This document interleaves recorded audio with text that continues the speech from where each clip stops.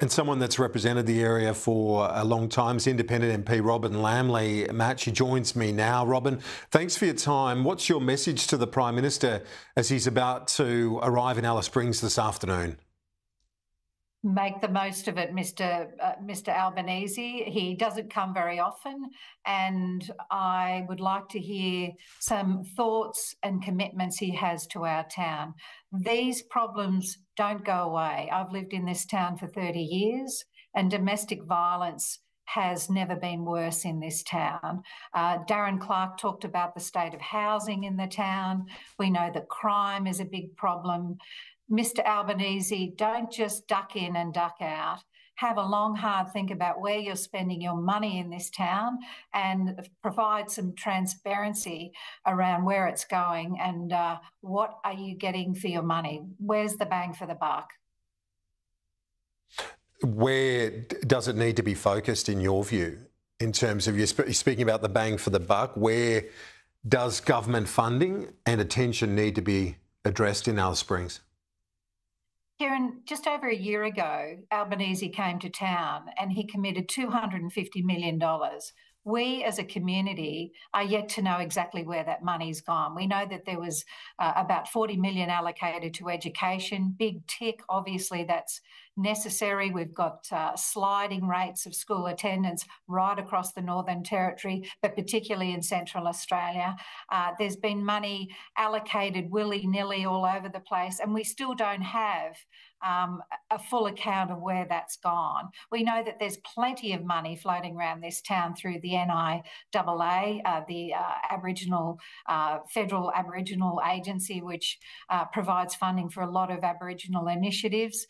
There's plenty of money in this town, and yet things don't change. As Jacinta said, we're still presiding over the highest rates of domestic violence in the country. So we all know this isn't an easy fix, but when you come in and you slap a bit of money on the table, let's see where it's going and let's make sure that things are being delivered to make a difference. Because in another 30 years' time, I suspect we'll still be talking about the same problems if there's not greater accountability for every dollar that's spent in this space. Have things improved since that curfew was imposed? It definitely provided a circuit breaker. It gave us a chance to breathe and a chance for some people to get out of the house at night, which they hadn't done for years. We've always had a serious problem with crime in Alice Springs. We've always had a rate of crime in our town much, much higher than probably most places in Australia.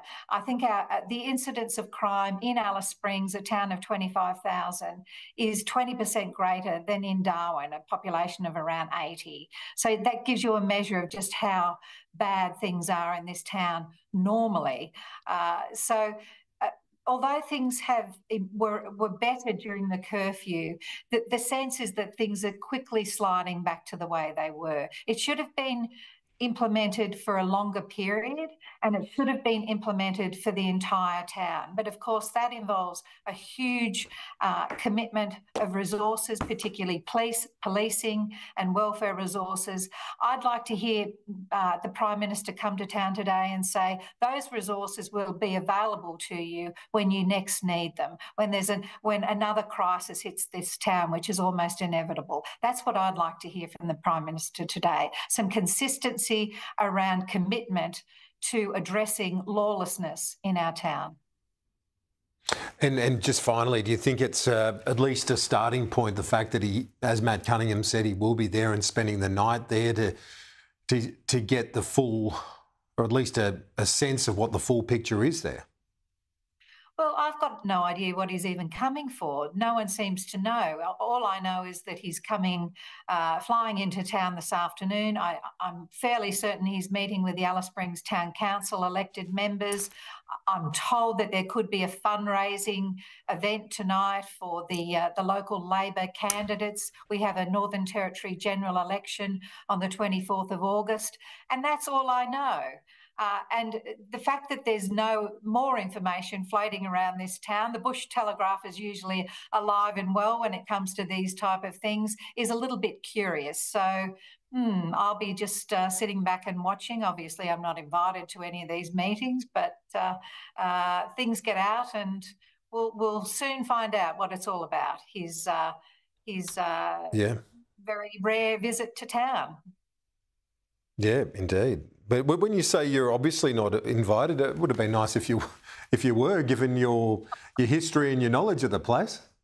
I've never been particularly Labor affiliated, Kieran. I'm more on the other side of politics. In fact, I'm absolutely from the other side of politics. And in this town, where you've got a Labor Northern Territory government and a federal Labor government, I don't get a gig very often. But I do keep my ear to the ground. I have my sources, and I do find out what's going on through other avenues. Well, I'm glad, as you do. Indeed, as you said, the Bush Telegraph. Well, I'm glad you got a gig this afternoon with us. Thanks so much, Robyn. Appreciate it, Robyn Lambley. We'll talk to you soon.